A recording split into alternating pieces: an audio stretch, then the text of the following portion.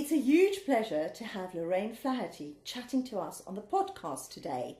I'm especially excited as I met Lorraine as a result of contacting her for Life Between Lives therapy. If you go to her author page on Amazon, you'll read that she's passionate about helping people to change their lives for the better. She says her experience through the years has taught her that the answers to all problems lie within the individual. Accessing the unconscious realms allows for this information to emerge and solutions to be found. When she's not seeing clients, she teaches clinical hypnosis to medical students at universities all around the country, including Oxford and Cambridge. She also runs workshops and retreats based on finding inner freedom, which covers the entire range of the healing tools she uses. Hello, Lorraine. Hello. Thanks so much for taking the time out of your busy schedule to chat to us. It's a huge honour and privilege to have you on the podcast. I'm very happy to be here. It's lovely to have you. I'm very curious to hear how you got started on your journey to helping people in the way that you do. Well, I think I was born wanting to know why we were here and why the world operated in the way that it did, and why were people not actually being nicer to each other? And why did so many religions seem to have conflicting ideas when actually it seemed to me that there was a very simple answer to everything, and that was we were all one and the same family, really. Right. So I didn't get the distinctions and the separation that was happening. Right. So I think my search was always for truth and the understanding of who we are and why we're here. And I just always felt like there were reasons behind things. It didn't make sense to me that this was just a universe where things were random and you know, the terrible things that were happening in the world had to have some cause to them. There had to be a reason. And so I think that was my search. How did I find out? And if you know, finding out what the reasons were, was it possible to actually change some of the difficulties and change some of the challenges that people were facing, so that they could feel better about themselves and their lives. Yeah. Well, that's a great place to start. And I think the early religion, born into a Catholic family, made me really question everything. And so, probably to annoy my teachers, I started learning about all of the other religions that existed in the world. Right. And of course, they all had a mystical side, an esoteric side, and whether it was the Sufis or the Kabbalists or the Gnostics, and they all talked about the same thing, in that there was, by means of introspection and going within, or periods of meditation, or 40 days and nights in the desert to go, access knowledge and information, that there were answers, but they were inside, not outside. Outside, yes. And so I wanted to get in. How do I get in? So I read everything and I tried learning. I knew there was something I was meant to be doing, so I tried Reiki and I tried healing and I tried psychic development and I tried mediumship and all kinds of guided visualization things.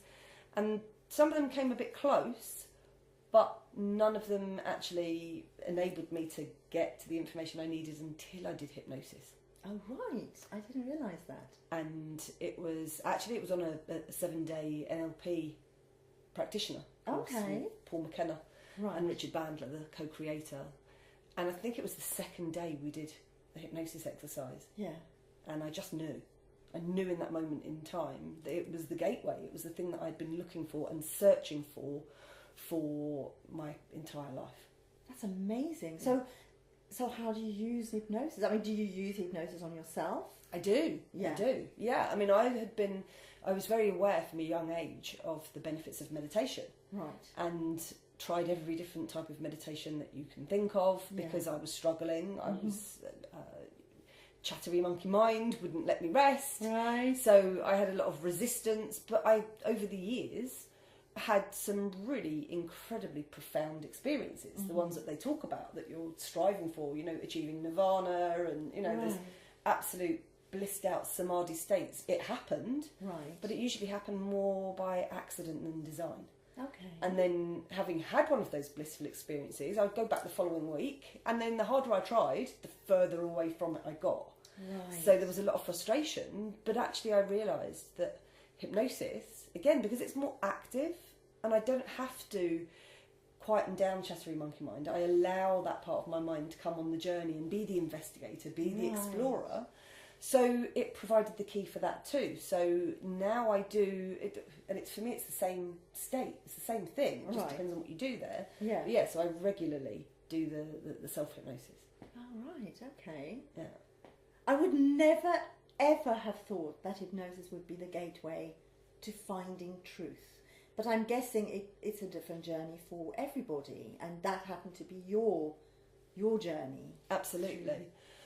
And I mean, the journey, you know, it's been sort of, you know, twisty and lots of different turns, because I started doing clinical hypnosis, and through that ended up, as you said, teaching in medical schools and teaching the clinical hypnosis, which is more about stress management, pain control, dealing with habits and phobias and things like that. So that was the starting point. And do you also get into drug abuse and I have done, yeah. I have worked with people that have had addictions, and again, you know, it's one of the things that if a person is ready, genuinely ready, you can't make somebody do anything that they don't want to do. That is a fallacy. But if they really are genuinely ready, then it's hugely powerful, mainly because you're able to reset the mind and reset the thinking at a deep unconscious level. So you're not using willpower to make the change. Makes sense. Yeah. But I realised that actually that kind of that work was effective, and it was very helpful for people. But the more esoteric side, which was in a way my guilty pleasure when I started to do the past life work, or to do the go into the space between lives, or the I do a kind of inner child and ancestral healing, which is really delving into the sort of early memories. The more esoteric stuff was way more powerful. Right. Way more powerful, and the results were more impressive and longer lasting and much more transformational. And so what had started as just my hobby aspect, really, suddenly then started to become the bulk of my work, which it now still is. I can imagine that it probably has to be more transformative. Yeah. Because you're going, as you say, to a much deeper level. Yeah, absolutely. And I think the thing with hypnosis is that it has such a bad name because of the entertainment side. Oh, yes. Stage hypnosis. So I spend most of my life battling with people trying to explain what hypnosis really is versus what they think it is. Because people will still ask me if I'm going to make them bark like a dog or cluck like a chicken.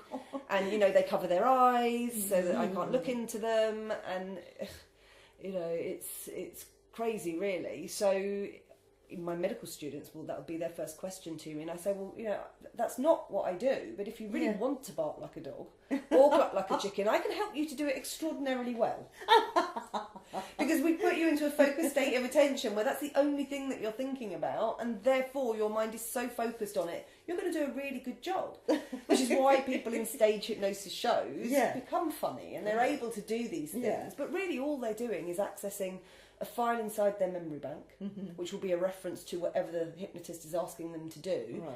And because by participating in a show, whether it's a TV show or whether it's a stage show, they have agreed that they will do silly stuff. Yes, of course. They've handed over control in that moment in time to the hypnotist and said, all right, I agree to participate in this thing. Yeah. And then to the level at which they feel comfortable, they will then do these silly things that they're asked to do and do it really, really well. But nobody's being controlled and nobody's being made to do things that they don't want to do. And even some of the shows, I think, you know, God bless him, he's very successful, Darren Brown, you know, a lot of his shows that will have you believe that he can convince people through his, you know, use of, you know, various techniques, one of them supposedly being hypnosis, make people do things out of character and that they wouldn't ordinarily do. You know, if you watch his shows, many of the people will drop out at a certain point when they realise that it's gone beyond what's acceptable to them. So, you know, I do question, you know, the ones that are in there and do go rob the bank or do go shoot the person. You know, it has to be in that person to be able to, they have to be willing compliant or just very, very suggestible. But nobody is going to be doing things that they don't want to do. And, you know, in anywhere else where people are using mind control techniques, it's mind control. You know, what we're doing in the therapeutic session it's a partnership. It's two people that have an agreed goal. It's a therapist and somebody that has some area of their life where they're stuck and they want answers. Yes. And so you're working together towards that aim. So it's always beneficial. Yeah. And it's always just a revealing. As I said, I think of myself really as a bit of a spiritual detective. Archaeologist. Exactly. So somebody once described to me, I met an archaeologist, he said, "Oh, you're a bit of an archaeologist of the mind, aren't you?" And I thought, oh my God, I love that. I love that, isn't it? Yes. Digging around for treasure, digging around for answers. For the truth. And if you know the right question, which obviously people do, because they know where they're stuck or they know where they're blocked, and logical mind is really, really good at providing people with answers.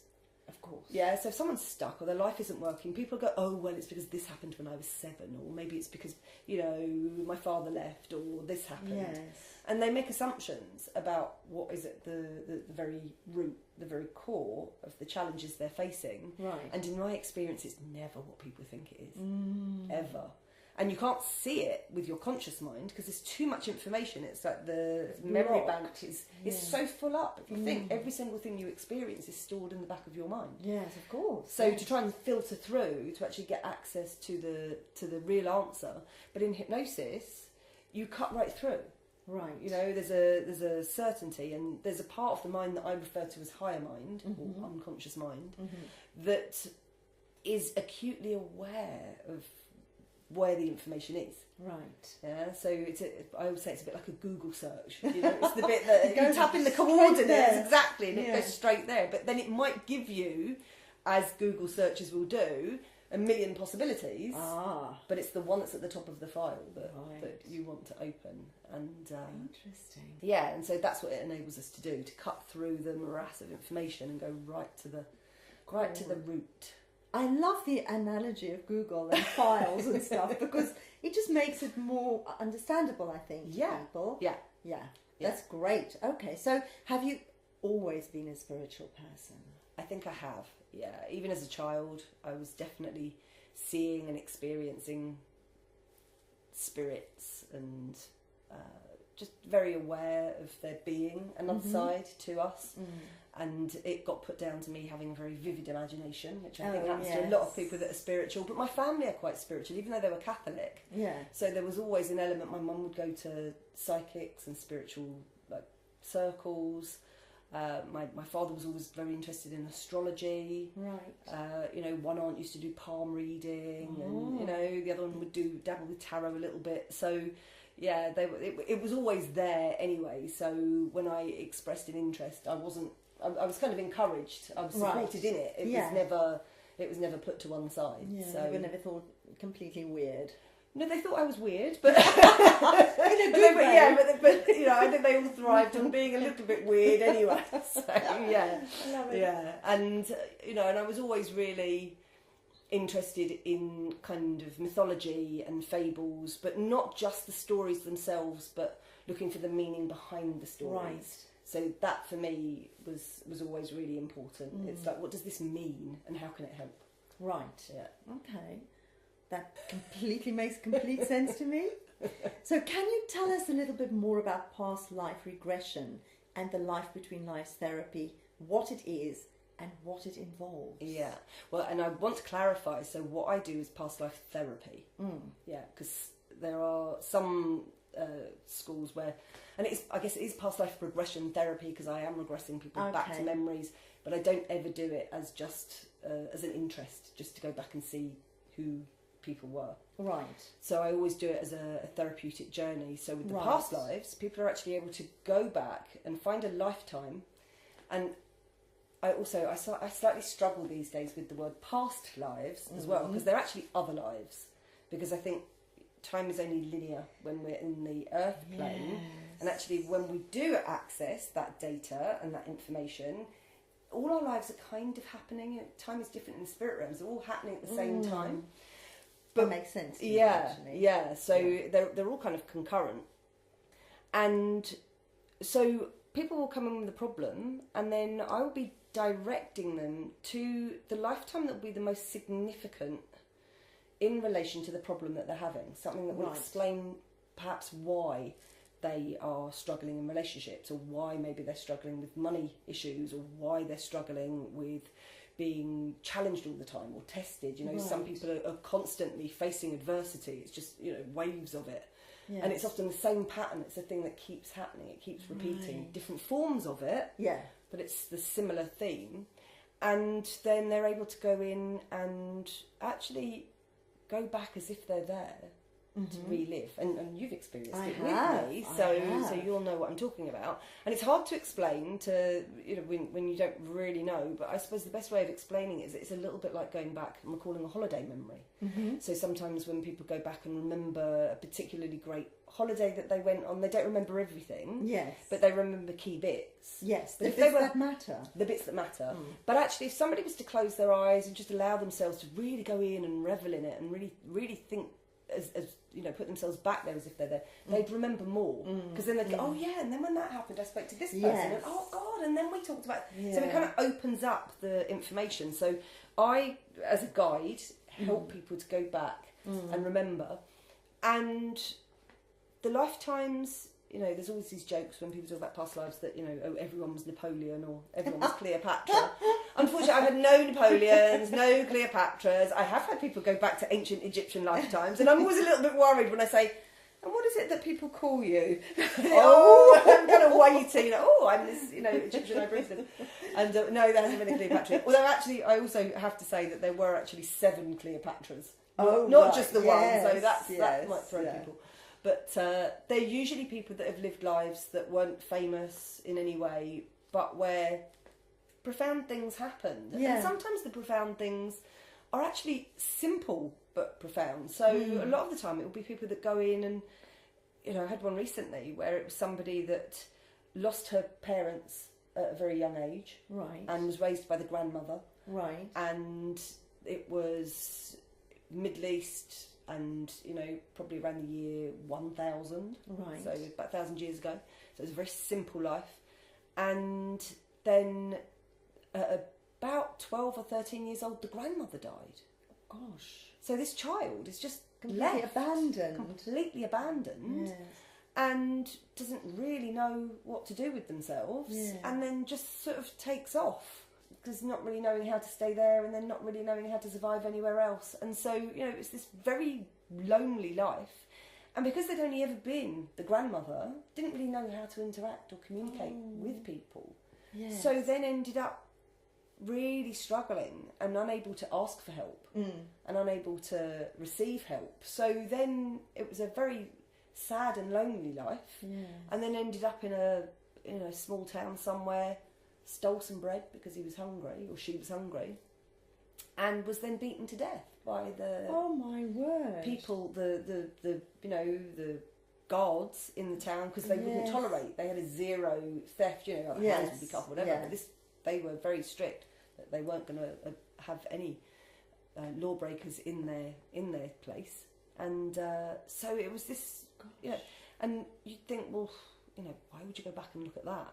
But actually, this person had died believing that they weren't worthy, that they weren't good enough, that they weren't an acceptable member of society, they didn't know how to interact. And then when we were looking at the person's problem, that was kind of it. You know, she struggled to actually be accepted. She struggled to fit in. She couldn't find her place in the world. She was terrified of going out and interacting with people. So it was, you know, there were so many parallels.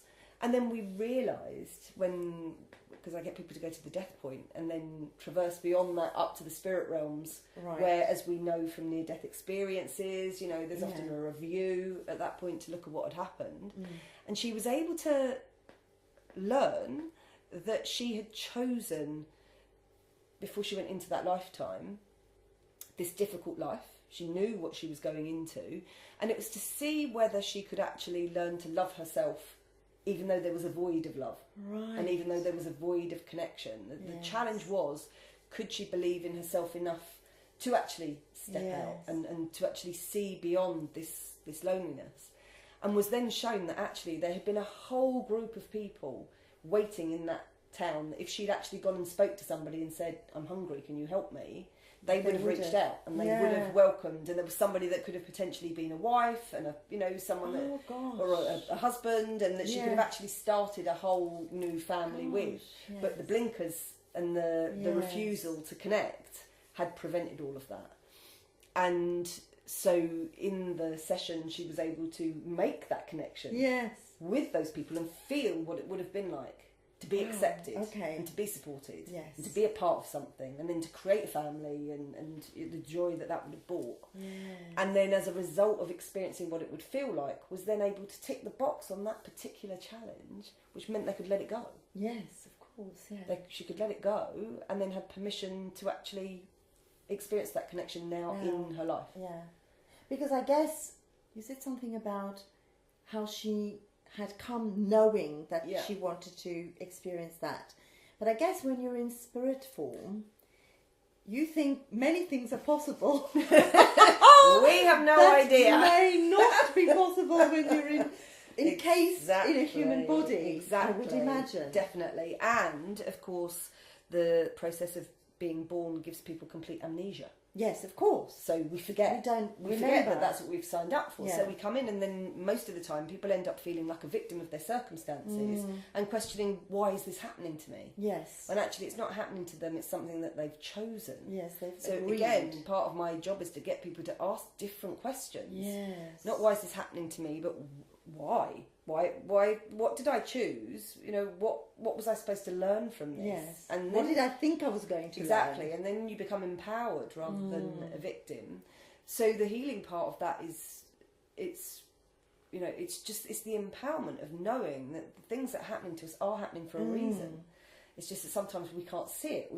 We don't understand, and to be able to complete what I call karmic tests or lessons is very important. And I think no time ever on the planet has it been more important for us to deal with that unfinished karmic stuff, so that we can all then move on to working on things that are going to be healthier and more beneficial. Yes. So instead of really testing ourselves, which I think many of us have done again and again, yes, to see, can I override this? Can I come back to love? Can I come back to remembering that I'm this spiritual being temporarily housed in a human body? And so I think lots of souls are here now to escalate that, to help people to remember. And of course the Life Between Lives process then kind of takes that to the next level, because in that one it's more about that spirit realms. So it's essentially taking people back to the place where they were planning for their current life. Right. So where the agreements were made and where the lessons. Did you do that? Exactly. And all of the souls that had volunteered to participate. Yeah. So, of course. we go back and we meet with what I believe to be our soul family or a soul group that exists. And in that soul group will be many people that volunteer to be your soul mate throughout your lifetime, which the good news is we don't have just one soulmate. We have many. Thank goodness. And sometimes, this is one of the things that comes out in the sessions, is that people suddenly realise that the person that was testing them or challenging them the very most in their lifetime, the one that's given them the most difficult ride and constantly pressing buttons, those are usually the ones that turn out to be the closest soulmates in the spirit realms. Right. Because they wanted to make sure that the tests or the challenges are done very thoroughly, so you don't have to do them again. Some of them are too thorough, I think. Some of them are very, very, very thorough.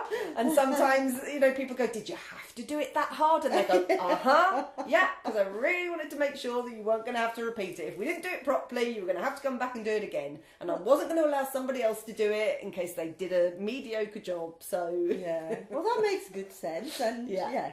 And then there is also usually balance, because this sometimes comes out in a session where people will suddenly realise that this person that has been persecuting them or giving them a hard time, that it's been an ongoing battle. So sometimes people get flashes of lives where they were the perpetrator, where they were the one that was persecuting this person is now persecuting them. So you then see, all right, we've been doing this for quite a long time. We've been playing this power game for many, many lifetimes. And then the question is, have you done enough? Have you both learned? Has this battle, you've seen both sides of it now? And they go, yeah, we're done. And that is a huge relief when people get to shake hands and go, okay, let's just, and we burn the contract, done, move on. Let's support each other from now on. Thank goodness. And I've seen miracles happen. I know I shouldn't talk about miracles, but, and I found me through my book, and I wrote the book because even I couldn't believe the things that happened after these sessions. Because even from my mind, I have quite a scientific approach to things. But so somebody comes in, and in their imagination, as it appears, they then do all this work, and they rewrite these stories and learn all the lessons, and then they change these. And then days sometimes, weeks, months later, their lives, and not just them, but the people around them, it's changed. Suddenly transforms. That's fantastic. I had one client whose marriage was in difficulty. She was stuck in a job. They refused to release her. She was stuck in a property that she hated and she couldn't wait to get out of. And there was a property that she was trying to buy in Ireland, and they just literally, things got in the way and it just wasn't happening. Yeah. And so she was on her knees practically, because no matter which way she turned, nothing was working. And we did a session, and it was just unbelievable. She messaged me several months later and she said, I've just been sacked.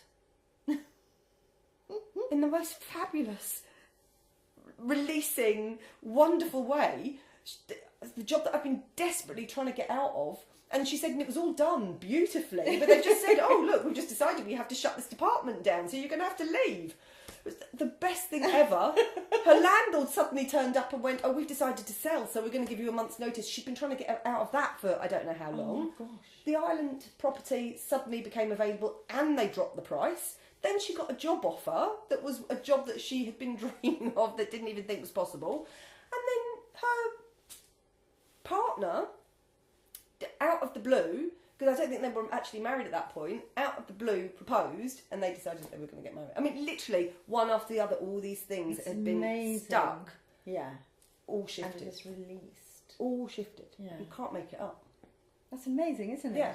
Yeah. I want to ask you a really weird question. I love weird questions. Do you believe, or do you feel, or have you had in all of your experiences, a thing where it seems as though we're all one thing? Oh, yeah. We're all one thing, and that when we come into our human form, let's say, we become the focused point. Many different focused points of this one thing. Absolutely. Do you believe that? Oh, definitely. How have you experienced that?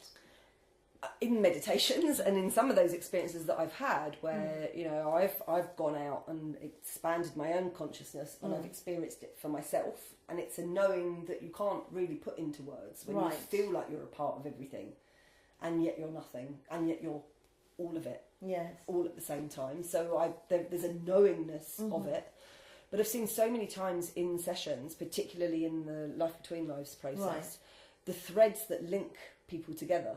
Because I'm really aware that as we do the healing work for one soul and you heal karma with that one person, then it changes them and all those that are connected to them, and it is this ripple effect and it keeps going. But then you see the thread where, well, if that one then starts to heal, that's going to affect that person that's part of their soul group, and actually then that one's going to affect that one, and that's going to, and then you see the links where, oh, that one there is linked to the one that started at the beginning somehow through some other thread, and then you become aware that it is this infinite, complex, like a spider web of connections, of energies.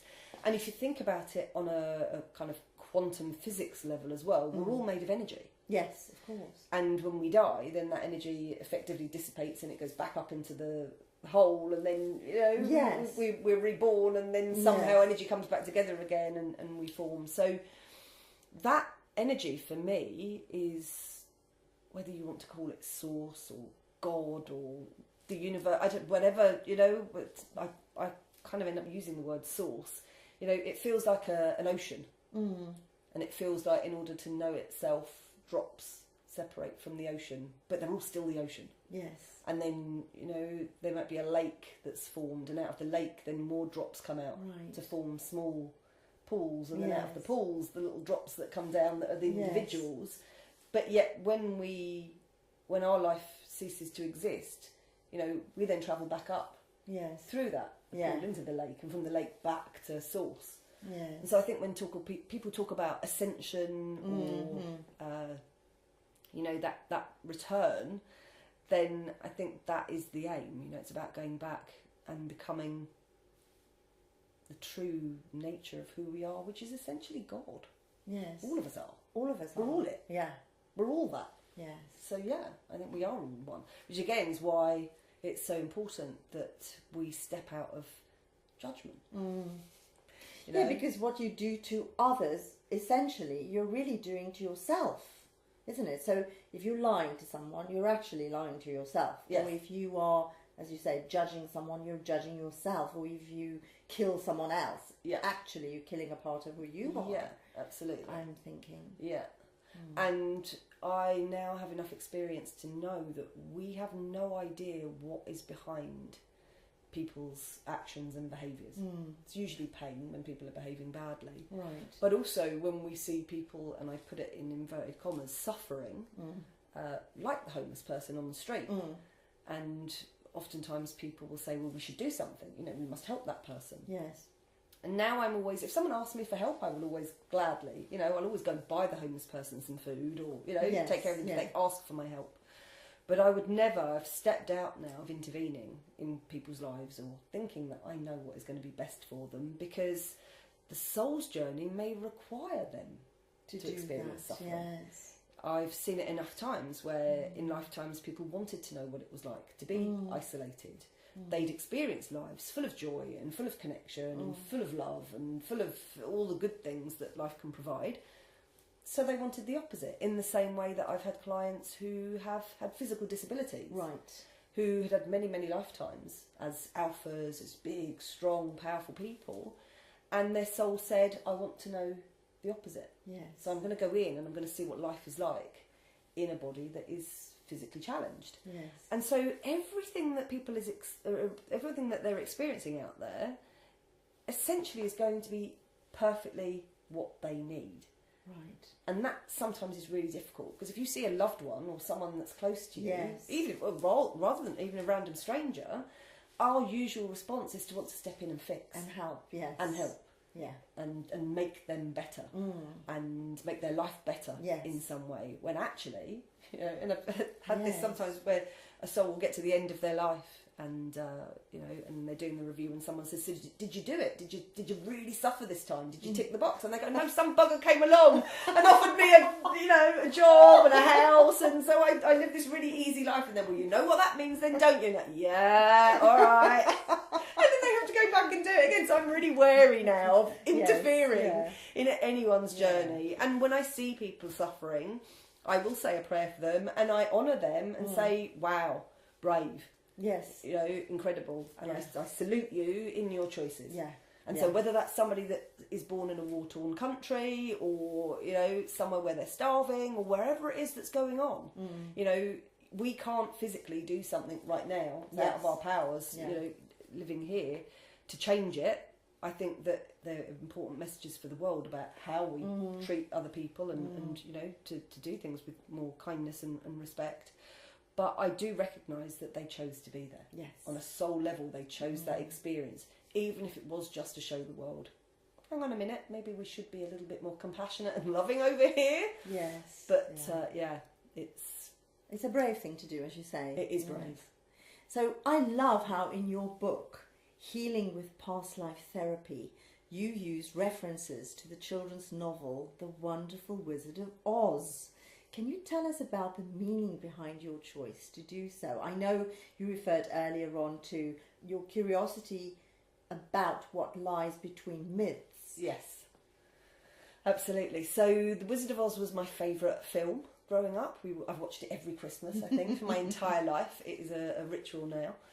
But I was really conscious, even as a child, that there seemed more to that story than just a fairy tale. Right. And as I got older, I realised that actually Frank L. Baum, the author, was a theosophist. Oh. And he was had a deep belief in past lives. In fact, he believed that him and his wife had many lifetimes together.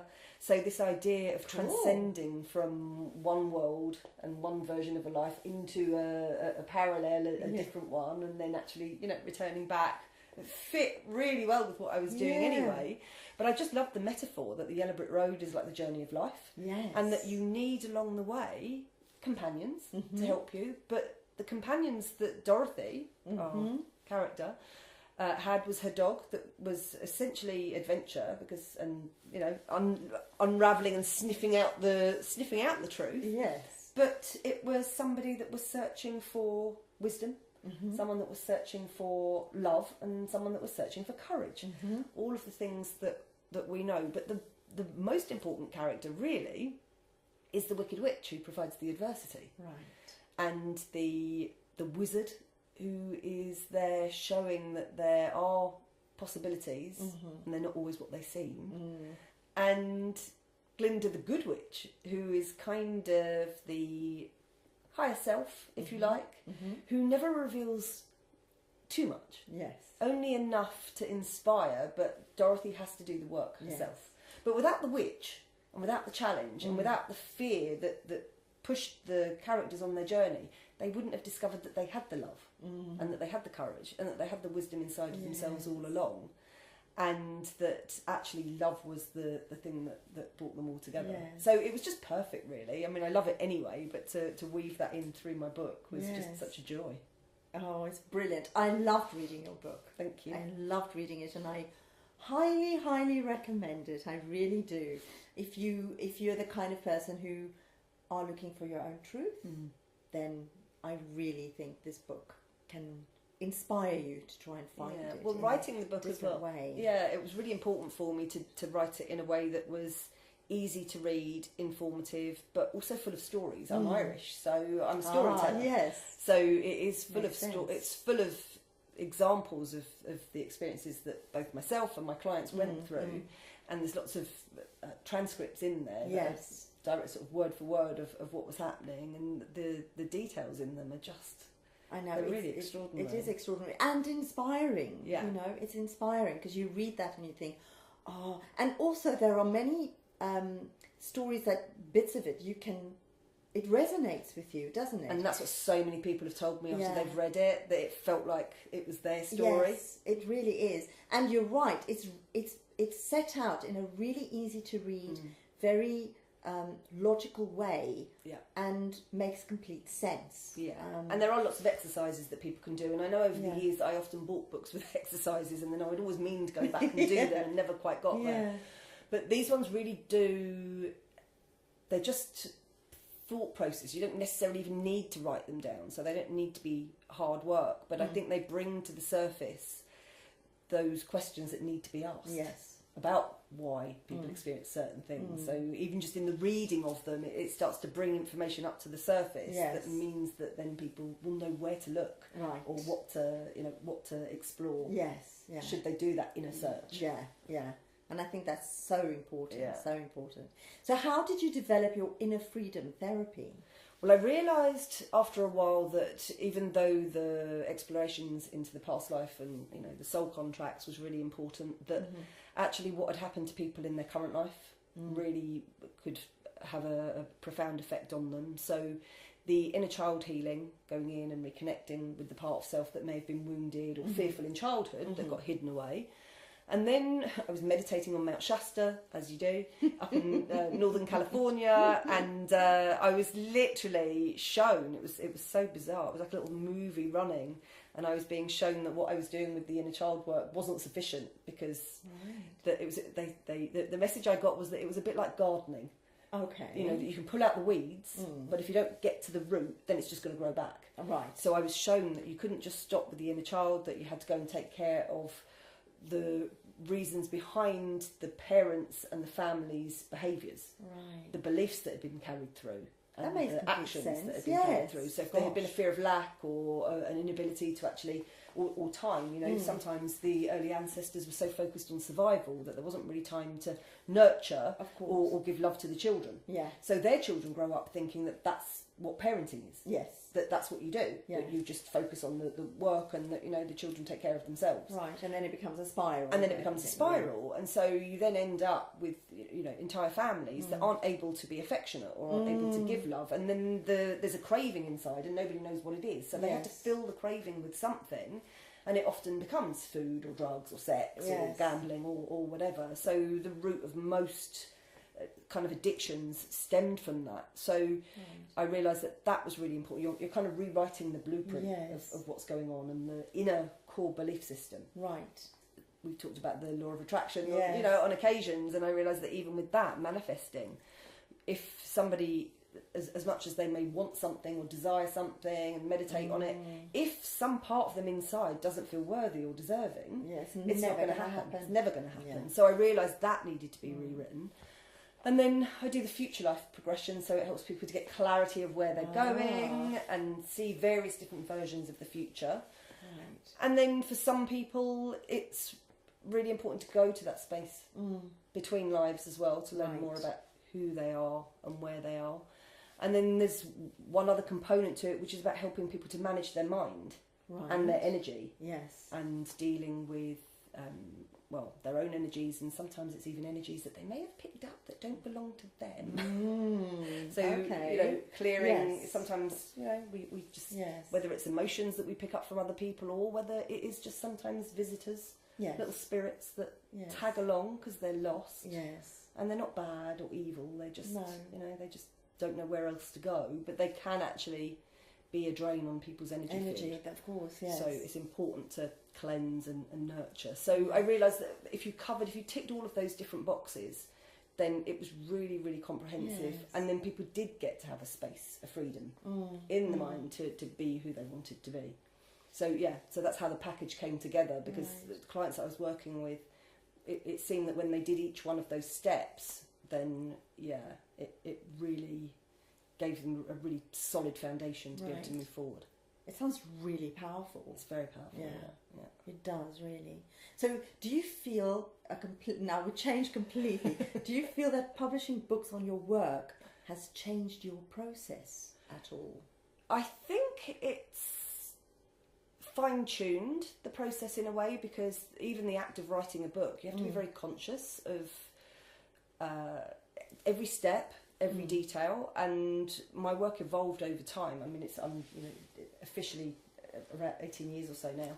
Gosh. And so it has changed over the years, but I think that because you just do things automatically, you don't really think about it. Yeah. So there is the thing that evolves. So when I had to write down some of those steps, and the book does go away into explaining what happens in the sessions, it brought clarity to me. Right. It brought clarity, and obviously I was researching some of the underlying factors, and so different elements came in. So again, I realised that one of the key things that is effectively happening is that there is a rewrite of the inner code that goes on. You know, I now see DNA as a language, as a code, really, and Dr. Bruce Lipton and his book Biology of Belief, and his work with epigenetics, where they're now recognising that DNA is not set in stone.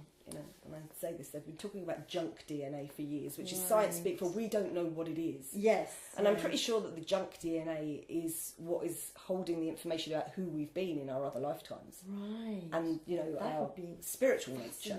And I think that effectively is what we're working on when we do this work. When in the hypnosis, it enables us to open up that data. Right. And then we find the glitch in the program. And then effectively we rewrite the glitch. So we're rewriting the code. So if you think of binary code like on a computer, where there may be distortions in the coding, that's what's happening. So it has made me much more aware on a kind of, as I said, almost like a scientific basis of what I'm doing. But also the book it's been extraordinary. It seems to have a life or a world of its own. And I've had clients come from all over the world, and really random circumstances. Like, it seems to jump off shelves in libraries and bookshops and hit people on the head who weren't even spiritual, and it's made them question. They've read it and they turn up from France. Yes. I've had clients that someone was reading it on a plane, and somebody was kind of sneaking over their shoulder reading it, and she ended up coming to see me. I've just come back from India. Yes, because it got published out there as well. So it's gone out, and it's reaching people. It's finding the people it needs to find. It is finding, and when I wrote it, that was my intention, because obviously it takes it's effort. Yes. To write a book, it is definitely a labour of love, But I remember at the time thinking, well, I don't know, who's it going to go to? Who's ever going to read it? But my intention was, if it helps one person, then I'm happy.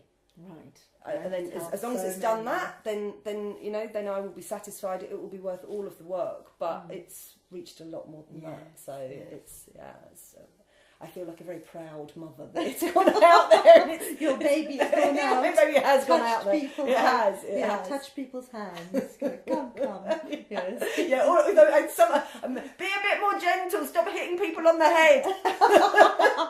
Yes. Get a bit aggressive and excited. Or it turns up in people's Amazon baskets. Oh gosh! And they don't remember putting it there. They've never searched for it. It just turns up in their basket. Well, they're supposed to have it. Clearly. I love it.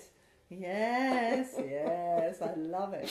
Well, you also run workshops around the world. I do, yeah. So can you tell us more about those, please? Yeah, so obviously there are times when I have to pinch myself because, these were things that I dreamed of doing when I was a kid. Mm-hmm. And with no idea of how on earth I was going to make it happen. And eventually life just takes you on these mad adventures. So I've been doing workshops in Ibiza.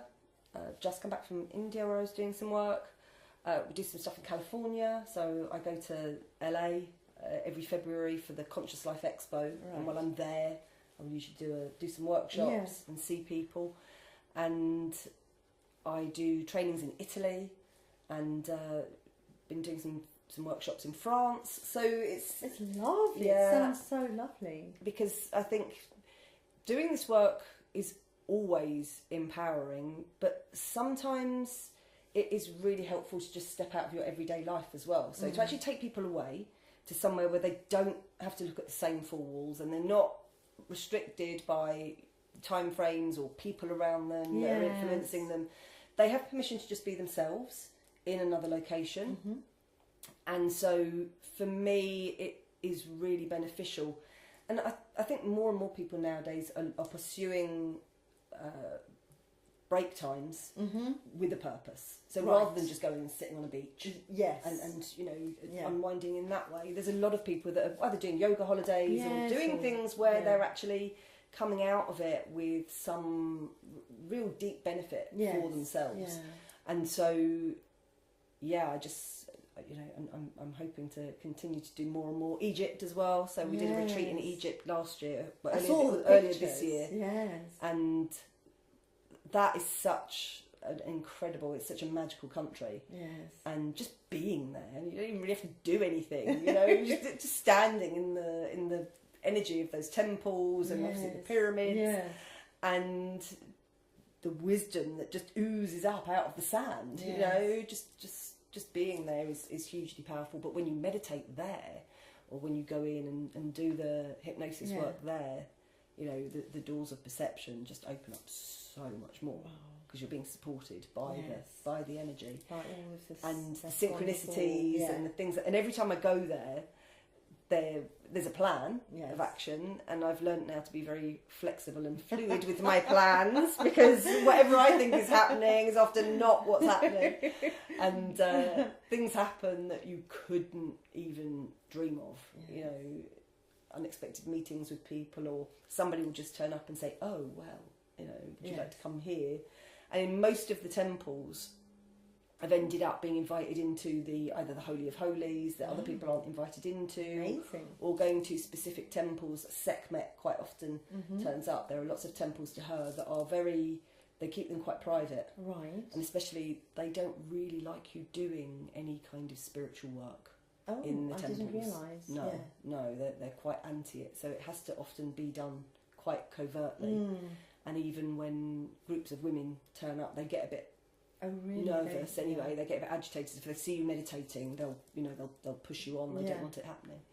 And why? Because I think it's still quite a patriarchal society out there, and I think that the government don't want outside people coming in and kind of interfering or influencing.